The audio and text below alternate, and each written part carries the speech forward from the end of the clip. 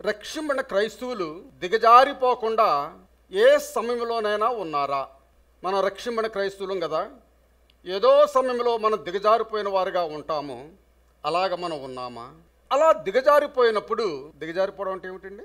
దేవుని దగ్గర నుండి కొంచెం దూరం అయిపోవడం. అలాగ దిగజారిపోయినప్పుడు ఎన్నడైనా దేవునిలో దిగజారిపోకూడదు అని ఆశ కలిగి ఉన్నారా? దిగజారిపోయిన వాడు మాత్రమే దిగజారిపోకూడదనే ఆశ కలిగిన వానిగా ఉంటాడు. ఏమేన్? లేక ఇలా ఎందుకు జరిగింది?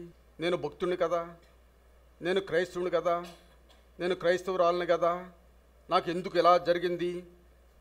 దిగజారిపోకుండా ఎలా జాగ్రత్త పడాలి అనే ఆశ కలిగిన వారుగా మీరు ఉన్నారా? అనేక మంది క్రైస్తవులు ఫేస్ చేసే విషయం, అనేక మంది క్రైస్తవులు ఎదుర్కొనే విషయం, దిగజారిపోకుండా ఎలా ఉండాలి